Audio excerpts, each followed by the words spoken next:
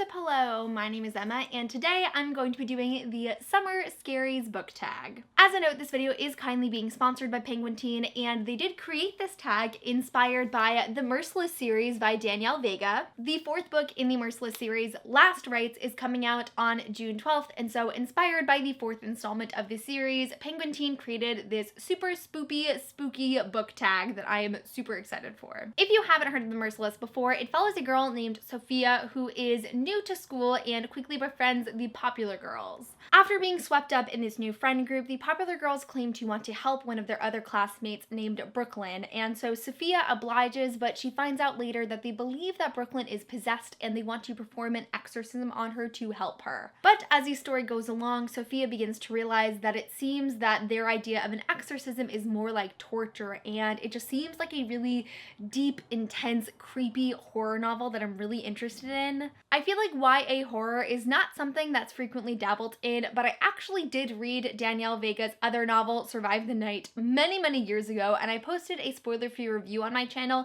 if you want to check it out. So I can say Survive the Night was a really fun read, and I would expect the same blend of creepiness and entertainment from The Merciless because it's been on my TBR for a really long time. I've heard The Merciless described as a sort of blend between Mean Girls and the film The Craft, and although I have not seen The Craft, though I know I should, it just seems to be a really interesting, very unique novel that I'm really interested in reading. And before I officially jump into this tag, I want to let you guys know that I am hosting a giveaway related to the Merciless series, so if you want to find out more about that, you definitely want to make it to the end of this video. But without further ado, here is the Summer Scaries book tag. So question number one of the tag is Specter, a book that still haunts you. I feel like I've been talking about this book a lot on my channel, but it's literally because it has been haunting me since I finished it, and that is The Way I Used to Be by Amber Smith. The Way I Used to Be is a book about a girl named Eden who is raped by her brother's best friend, and it follows her through her 4 years of high school as she harbors this secret,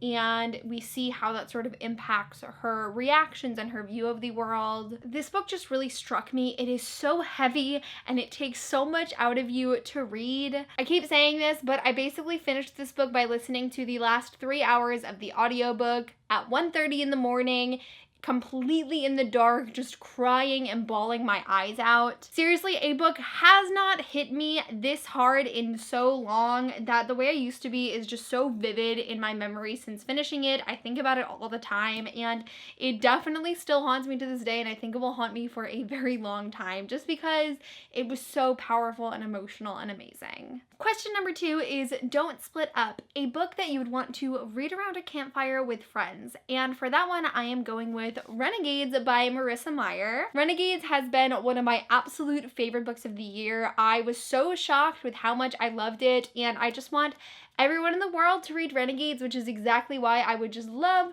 to sit around a campfire with my friends and be like, let me tell you the story of Renegades by Marissa Meyer and explain how amazing it is. Renegades takes place in this world where people with special abilities used to be tortured and enslaved until a time of anarchy where people ran wild, and now we have this group called the Renegades that basically have stopped all of the villains and protect the citizens. So this book follows a renegade named Adrian and an anarchist named Nova as Nova begins to infiltrate the Renegades in order to stop them and bring back the time of anarchy. Renegades is just amazing. I'm so excited for the sequel, Arch Nemesis, and I'm so happy to hear that there's going to be a book 3 and it's going to be a trilogy.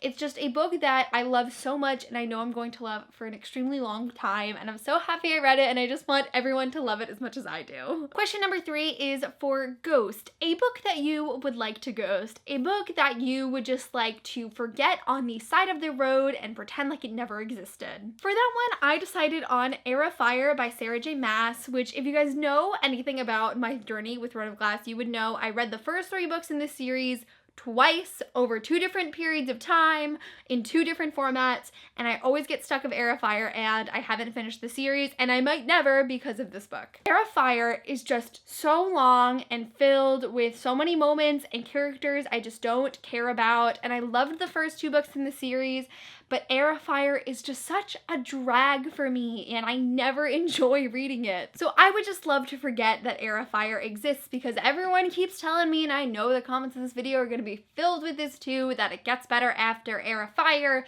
but I don't know anything that happened during Air of Fire because it wasn't interesting and I wasn't engaged with the story, and it keeps preventing me from continuing with the story. I just really don't like Air of Fire. I feel like I've never had a book impact my opinions on a series so severely to the point where I don't know if I'm gonna finish it because of this one book. So Air of Fire, I'm just gonna ghost you and just pretend like you don't exist anymore.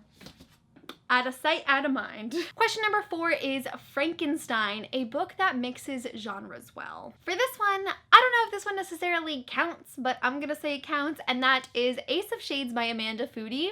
Our main character's name is En Salta, and she has been raised a proper young lady, but she has to leave her life behind to travel to the city of New Rains, otherwise known as the City of Sin, because her mother has gone missing. En's only lead is a boy named Levi, who happens to be one of the crime lords of New Rains, and he has no interest in helping En because he is involved in his own Ponzi scheme at the moment, which is going very, very badly. En's one point of leverage above Levi is money, which Levi really, really needs at the moment. So the two of them set out across New Rains in order to find out information about En's mother, while Levi's dangerous enemies are catching up close on him, and they basically enter into this whole execution game where all the players lose their lives. So while Ace of Shades is a high fantasy novel, there is this mystery of like what happened to En's mother that comes into it, which I found really interesting. And while this book is like definitely high fantasy, like there's no essence of our real world in this story, a part of it does almost feel like historical fiction because there is a significant influence from like the early 1900s in parts of this story. So it does feel a little dated, almost like historical fiction, which I found really interesting because it's like totally not, but there are definitely elements of it in there. But definitely the mix of fantasy and mystery are things that I feel that Amanda Foody does really, really well. I love her book so much, and I just adored Ace of Shades.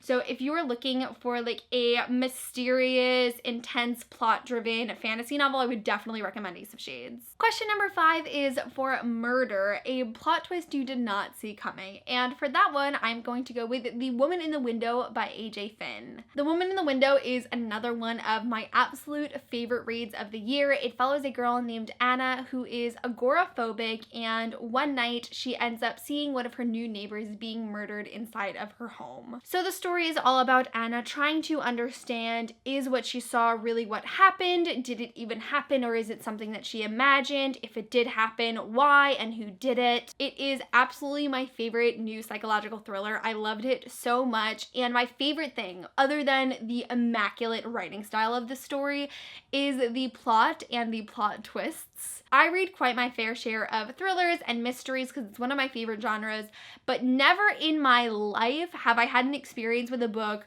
where I was so convinced by one piece of information being revealed, like, this is it, this is the solution, this has to be true, until a couple of chapters later finding out a new plot twist and finding out that that actually didn't make sense and this new thing totally makes more sense. I think it takes a lot of talent to do plot twists the way A.J. Finn did, which is why he's one of my new favorite debut authors, and I just loved The Woman in the Window so much. If you were in the mood for a really intense psychological thriller that's absolutely going to mess with your mind, it is the perfect book to read. Question number 6 is Zombie, a book you would like to revive from the BookTube graveyard, and I love this question because there are just so many books that get lost in the hype of newer releases every single day on BookTube. But the book I decided to go with for this question is the To All the Boys I've Loved Before series by Jenny Han. Now, I read the first book in 2014 when the hype for this series was like really, really high, and I think the hype continued up until books 2 release, but around the time of book 3, I feel like everyone had already stopped talking about it. I really enjoyed the To All the Boys I've Loved Before series. I have another unique experience with this novel. Like I said, I read the first book in 2014 and I loved it. It was like one of my first introductions to young adult contemporary, and it was super fun and swoony. Fast forward to the end of 2017, I started listening to the audiobook of book 2, and to be honest, I didn't love book 2. I was just so frustrated constantly while reading this book, and so frustrated to the point that I was like, I can't listen to the audiobook anymore. I have to just sit here and read the physical book until I finish it, and I'm not going to bed until I do, which I've never done before. So although book 2 isn't my favorite, I had some strong emotions about it. And then immediately after, I listened to the audiobook of book 3, and it ended up being my favorite in this series. I thought the level of maturity in book 3 just transcended everything that happened in books 1 of 2. It was much more mature and relatable and realistic in my opinion, and overall I really had a good time reading this series, and I don't feel like it gets talked about enough. It is a fun, cutesy contemporary story, and I'm so excited for the movie to come out.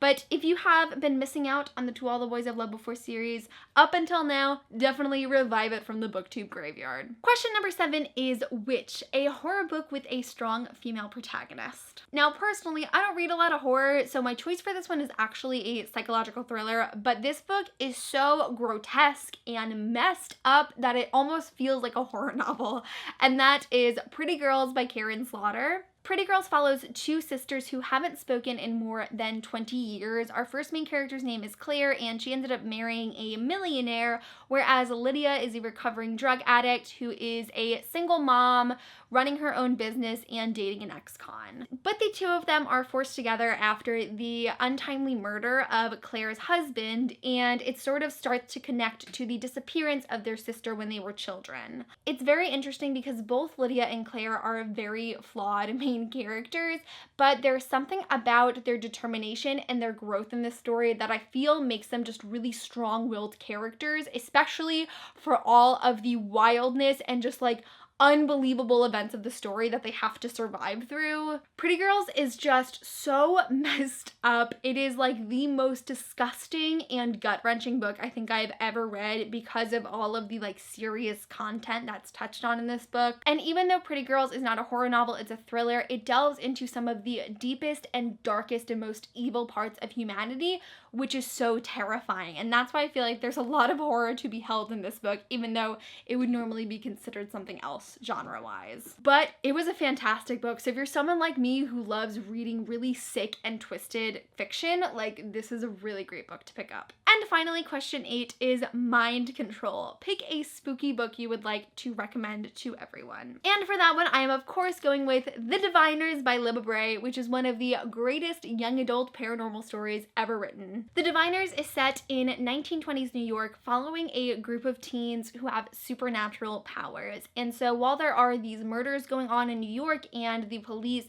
have no leads and no information as to who or what could be causing them, these teens realize that the combination of their powers might be able to get some answers. The Diviners is so amazing. This book has one of the most vivid and atmospheric settings, some of the best writing, best well-developed diverse characters, an interesting, intriguing, and shocking plot. Oh my god, I could gush about it forever. But in addition to all of the amazingness of the series, it is really creepy. Like, I've gotten comments of people being like, I won't read The Diviners because I'm too scared. Like, some people are really spooked by this book, but don't let the scariness of it set you off. It is amazing and totally worth continuing with. Alrighty, well that concludes the Summer Scaries book tag. I had so much fun answering all of these spooky bookish questions. I feel like it's getting me in the mood for Halloween way too many months early, but like, I'm spirited. Haha, get it? Spirits like ghosts. I'm really on brand for the Merciless today.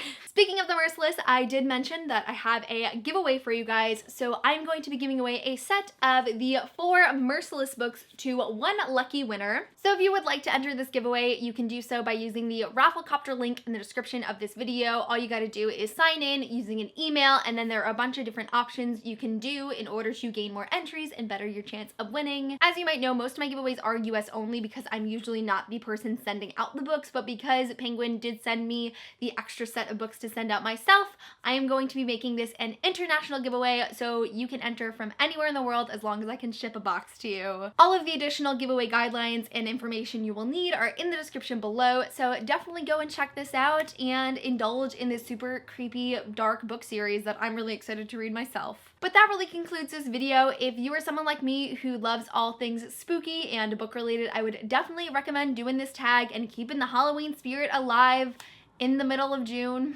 But that is it for this video. Thank you guys so much for watching, and I will see you soon for a new video. Bye!